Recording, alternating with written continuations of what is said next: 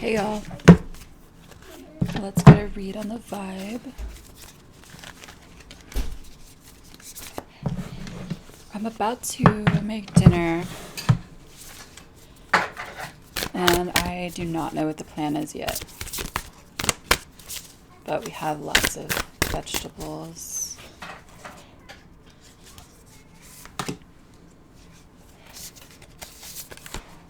And the possibilities are endless, but that's part of the issue sometimes when you have like too many possibilities. It can feel overwhelming.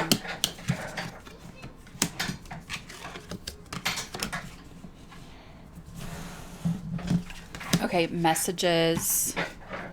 Third house, Mercury retrograde, reinvention, and grand trine blessings. So there's some kind of communication coming in about how to look differently at your blessings. And the thing is that sometimes our blessings show up as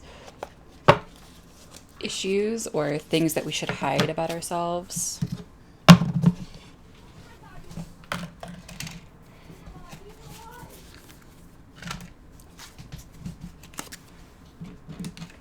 These two cards here, they're both related to the planet Mercury and the signs of Gemini and Virgo.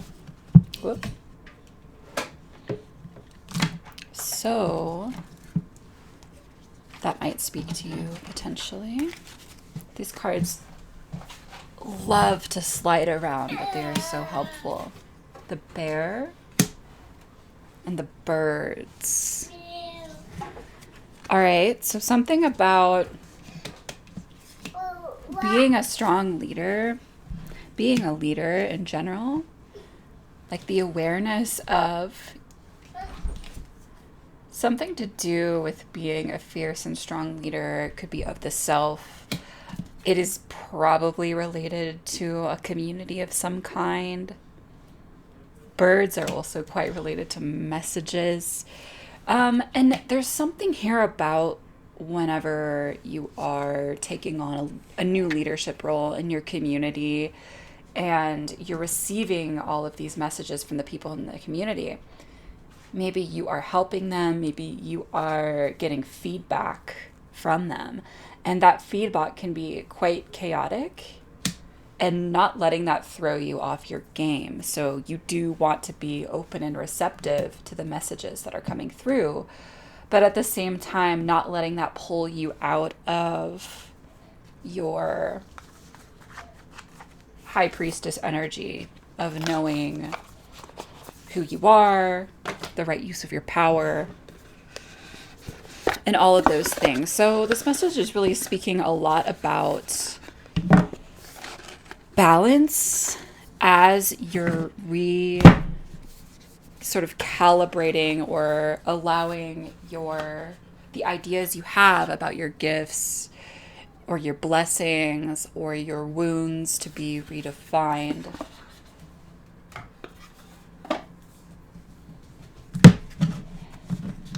Let's get a little bit more info.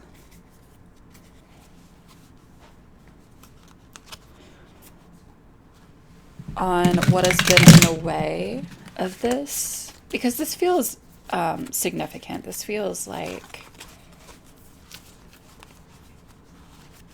there's something there with looking at something in a new way and not resisting this sort of leadership role in whatever way it's appearing to you.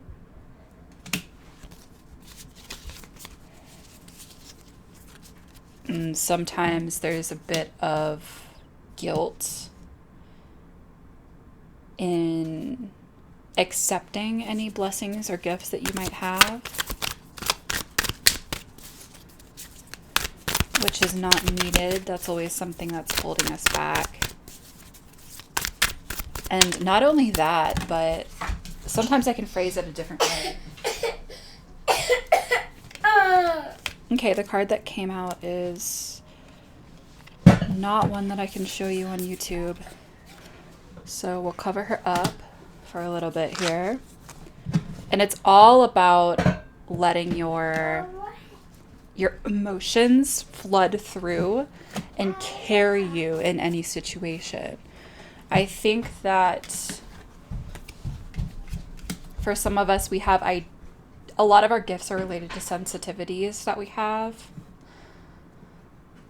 And we may think of a leader as someone who is scary, someone who is not emotionally sensitive and who covers those things up for the sake of other people. But what if one of your gifts is allowing that sensitivity to come through and to be seen? So I can't really show her all that much, but this card is the Rebel of Vessels, which is definitely related to utilizing your emotional sensitivity in a new and powerful way, something that just comes through. So there's this feeling of getting yourself out of your own way, just allowing what comes through to come through. The card that was covering her up is the Three of Vessels. So this is a conscious community, cultivating the people around you who are the right fit for that frequency, who, if they don't, I was going to say, if they don't see your gifts for what they are, they don't throw them back in your face and resist them and tell you that you are wrong for being emotionally sensitive or intuitive or anything like that. But, more than likely there are people that do recognize those gifts because they are stepping into their own gifts themselves. And that's what I was going to say about saying something differently too. Sometimes we can feel selfish for protecting or cultivating our own gifts or sharing them with the world because we're aware that other people don't have the same opportunities that we do in the current moment. And not only does it hold you back personally, it also holds other people back because people will see, we just had several fall out. People will see your willingness, your ability to shine your light and your willingness to do that, regardless of the circumstances, and they will be inspired. And I don't mean inspiration in the sense of this super big, like it comes down from the sky and suddenly their life has changed. I mean inspiration in the real, grounded way that it happens, which is small changes over time. So the Ace of Spirals, there's something new with your new awareness of these gifts and hopefully finding the right people to allow them to blossom around and with. It might just be yourself at this time. You might be pushed toward others who are also exploring what it is that they're here to do. This is a seed. It's a new beginning of some kind. And it's going to lead to a completely different way that you see and experience the world.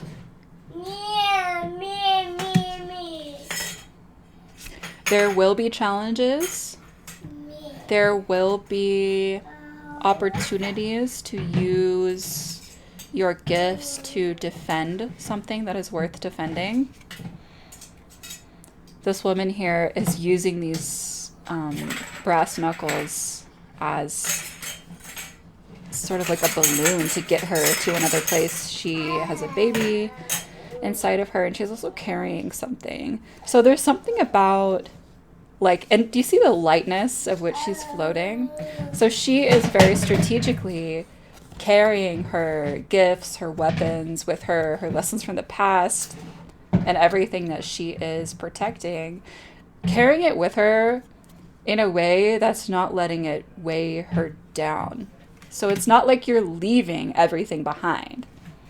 You're very much still taking things with you. Oh, wow.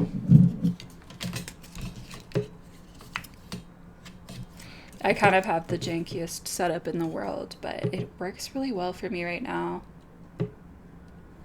It's right in the middle of my kitchen, so it's like part of my routine. Courage. Yeah. So we do have a lot of fucked up ideas about courage and leadership, right? And what that is supposed to look like. But this is asking the courage to come from a place inside of you rather than outside. You know, a lot of our media tells us what courage is and what strength is. And it shows up in there are many different ways that you can choose to look at it if you're looking at the media. But ultimately, hey River, you want to come up with us? Yeah, there's tea. Yay! Okay, let me get him some tea before I talk to you about this card. Alright, I'll get you a little cup. Meow. Meow. Meow. Meow. Meow. Meow. Meow. Teeth. Yeah. Let me pour you a cup of tea. Tea. Tea. Tea. Tea. Tea. Tea. Tea. Tea. Tea. It's a little too hot. Let me mix it up with mine. Tea. We have some Tulsi Rose. Okay, that's not too hot. Here's your tea.